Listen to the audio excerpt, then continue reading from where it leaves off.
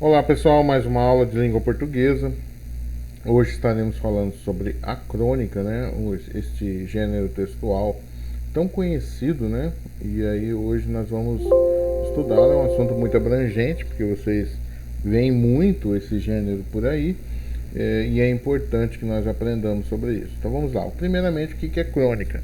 Crônica é um tipo de texto narrativo curto, curto às vezes ele é longo, né? Geralmente produzido para meios de comunicação, por exemplo, jornais, revistas, etc. Além de ser um texto curto, possui uma vida curta. Algumas crônicas não, algumas crônicas elas se prolongam e ficam durante muito tempo no imaginário brasileiro, né? Então, ou seja, as crônicas tratam de acontecimentos corriqueiros do cotidiano. Então, geralmente a crônica ela é lida por um tempo, ela é interessante, um período curto de tempo, e depois ela perde, as pessoas perdem interesse por ela, é isso que ele está dizendo. Mas, na verdade, algumas crônicas ficaram marcadas na vida das pessoas, né? Portanto, elas estão extremamente conectadas ao contexto em que são produzidas, por isso, com o passar do tempo, ela perde sua validade, ou seja, fica fora do contexto. Óbvio, tem crônicas, por exemplo, que você vai ler na década de 80, que falava daquela coisa de ir à casa do outro, esperar uma ligação de um telefone fixo. Para nós hoje seria assim, interessante saber daquele período, né? Para alguns que não viveram aquele período. Para outros que não se interessam por isso, se interessam apenas pelo tempo presente, pode perder a sua validade, igual ele está falando, então, porque o contexto nosso é outro, cada um já tem o seu telefone particular chamado de celular. Então é por isso, tá? Principais características da crônica, já falou, narrativa curta, né? Linguagem simples ou coloquial. O que é o coloquial? É como se fala, do jeito que se fala, se escreve, então é uma linguagem mais para atingir o público de alto a baixo, vamos dizer assim. Então ele precisa ter essa linguagem coloquial. Poucos personagens, se houver, algumas crônicas nem tem personagem. Espaço reduzido, ele geralmente não fica em vários lugares, geralmente é só um lugar e às vezes muito reduzido, né? E esse aqui é o principal, acontecimentos cotidianos, que é o que? Do nosso dia a dia. Então a crônica, ela especificamente, ela vai ter vários tipos, nós vamos ver, mas ela tem que lidar com acontecimentos do dia a dia. Por isso que ela é interessante. E como são acontecimentos do dia a dia, são acontecimentos reais, né? A pessoa às vezes pode até se valer de uma ficção, algo que passou na cabeça dela, mas mesmo na ficção, a ficção dela vai ter que ser baseada em algo real. Então tem que ser algo do dia a dia, tá? Você não vai ver monstros, você não vai ver fadas nas crônicas de maneira nenhuma.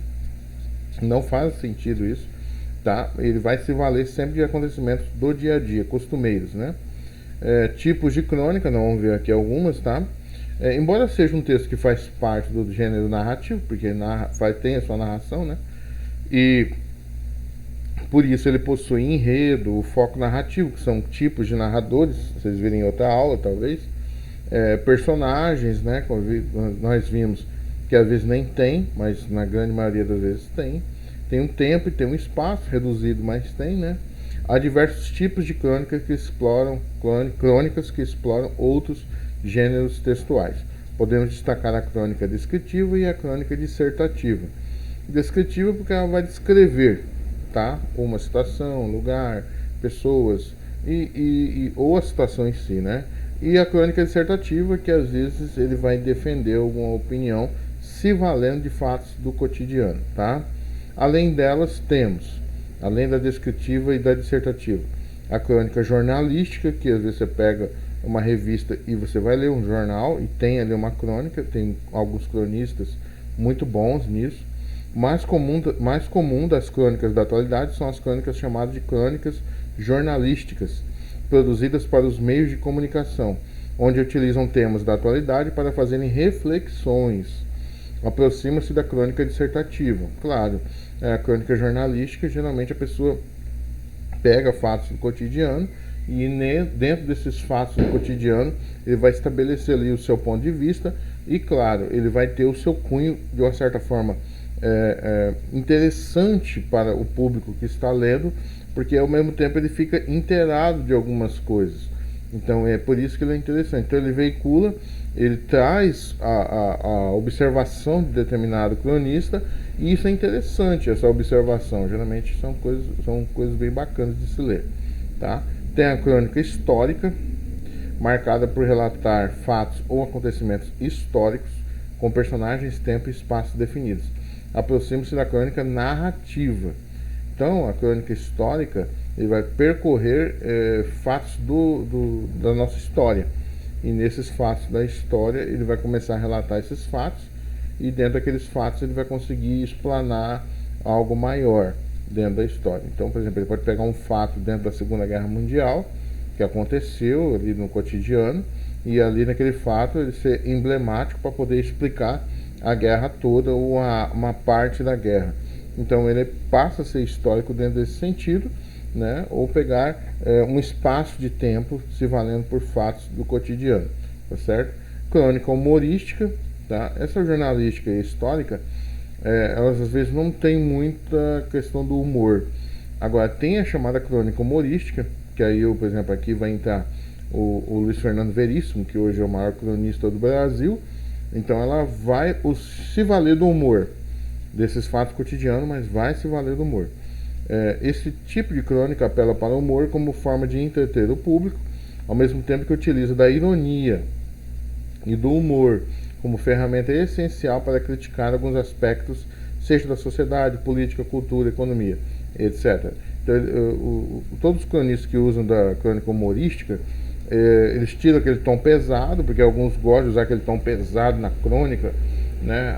Eu passei em frente à escola, o que essas crianças vão ser quando crescer e tal. Então ele pega aquele fato cotidiano da porta da escola e pega um tema pesado, o que essas crianças vão conseguir ser da vida, uma coisa mais séria, né? Vamos dizer assim também. Ou ele pode se valer do humor.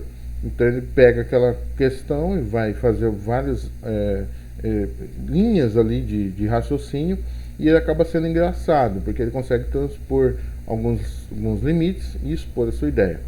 Importante destacar que muitas crônicas podem ser formadas por dois ou mais tipos, por exemplo, uma crônica jornalística e humorística. Então nós vamos ver muito isso, ao mesmo tempo que ela vai ser reproduzida em meios de comunicação, mesmo no meio de comunicação ela é engraçada, tá? E a crônica reflexiva, que vocês vão ver, vocês verão, desculpa, dentro do conteúdo deste ano. O próprio nome diz, tá? Reflexiva, ela já entra num outro caminho. A crônica reflexiva é aquela cujo autor projeta sua interioridade sobre a realidade que está à sua volta, interpretando-a e registrando-a através de conjecturas, inferências e associações de ideias. Então ele vai observar aqueles fatos que estão ao seu redor, e a partir daquilo ele vai trazer algo que ele reflete, algo que ele entendeu, algo que ele aprendeu com aquilo, tá? Enquanto as outras que nós vimos, a jornalística, eles podem ou a histórica, né, essas outras, eles vão observar fatos, mas às vezes eles não estão tão preocupados de trazer uma reflexão, algo que ele aprendeu, ele só quer colocar ali alguns pontos de vista. Essa daqui não, ele aprendeu algo e quer transmitir isso para o leitor, então por isso que é chamada crônica reflexiva, tá certo? Exemplos de crônica reflexiva, tem essa aqui, por exemplo, ó, Vitória Nossa. O que temos feito de nós e é isso considerado vitória nossa de cada dia. Não temos amado acima de todas as coisas. Quer dizer, o amor não está acima de todas as coisas, né? Não temos aceito o que não se entende, porque não queremos ser tolos. Temos amontoado coisas e seguranças por não nos termos, nem aos outros. Você vai vendo que a pessoa aqui vai trazendo suas reflexões, coisas que ela está aprendendo com observações do dia a dia. Uma delas é que o amor não está acima de todas as coisas, não temos aceito o que não se entende, porque não queremos ser tolos. Então, de uma certa forma, ele está falando que ele não aceita o que não se entende, então precisa entender para aceitar, né? Então ele quer se passar por inteligente, não quer ser tolo, e aí ela fala dessa forma. Temos amontoado coisas e seguranças por não nos termos nem aos outros. Então, melhor ter coisas do que pessoas, né? Não temos nenhuma alegria que tenha sido catalogada. Então, a alegria aqui não tá, as pessoas não estão felizes com o que estão praticando. Temos construído catedrais, né, igrejas, e ficado lá de fora. Então, muitas igrejas, mas nós não entramos nelas. Pois as catedrais que nós mesmos construímos, tememos que sejam armadilhas, né? Então, estamos com medo até mesmo de chegar a Deus, de entrar nessas igrejas. Não nos temos entregue a nós mesmos, pois isso seria o começo de uma vida larga e talvez sem consolo. Então, o medo de se doar, de sofrer alguma amargura por se doar, de entrar em algo de cabeça, né? E se doar em algo com medo do sofrimento. Temos evitado cair de joelhos diante do primeiro que, por amor, diga teu medo. Temos organizado associações de pavor sorridente, onde se serve a bebida com soda. Temos procurado salvar-nos, mas sem usar a palavra salvação, para não nos envergonharmos de sermos inocentes. Não temos usado a palavra amor para não termos de reconhecer sua contextura de amor e de ódio. Temos mantido em segredo a nossa morte. Temos feito arte e por não sabermos como é a outra coisa.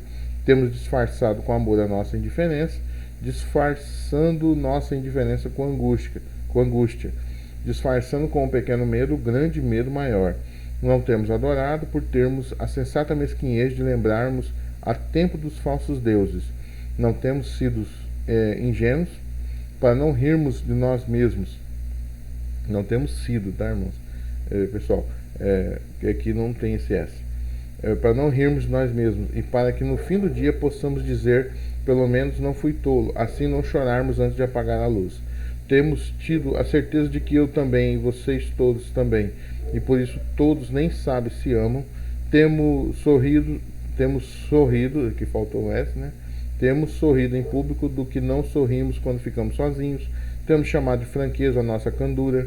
Temos-nos temido um ao outro acima de tudo, e a tudo isso temos considerado a vitória nossa de cada dia. Veja que a linguagem aqui ela é bem mais formal e até uma norma culta. E por quê? Quem escreve é Clarice Lispector. Pesquise um pouco se você não conhece. Se você conhece, você sabe muito bem a linguagem. Então, em uma certa parte eu deixei, porque alguma coisa da crônica ela é muito subjetiva, que o leitor que tem um contato, ele acaba trazendo um sentido para aquela crônica, e é importante que cada um assim o faça. Por exemplo, eu entendo ela de uma forma, você pode entender ela de uma outra forma, pelo seu entendimento de mundo, seu conhecimento de mundo. Isso é normal, tá? Mas o que importa é que a crônica reflexiva, ela traz o conhecimento de mundo do autor. Ele observou algo ao redor e a partir dali ele refletiu. Veja que a Clarice Lispector observou fatos ali ao seu redor, cotidianos, do seu dia a dia, e dentro disso ela refletiu, ela aprendeu algo, e ela traz o seu ponto de vista aqui da sua reflexão, entendeu? Então fica essa ideia. Tem essa aqui também do Rubem Braga, o cajueiro, ó, veja que vai pegar um fato do cotidiano, né? O cajueiro já devia ser velho quando nasci. Isso aqui é uma narrativa, né? Uma crônica narrativa. O cajueiro já devia ser velho quando nasci. Ele vive nas mais antigas recordações de minha infância.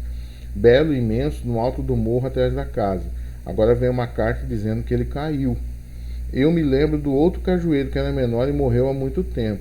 Eu me lembro dos pés de pinha, do cajamanga, da grande touceira de espadas de São Jorge, que nós chamávamos simplesmente de tala, e da alta saboneteira que era a nossa alegria e a cobiça de toda a meninada do bairro, porque fornecia centenas de bolas pretas para o jogo de gude.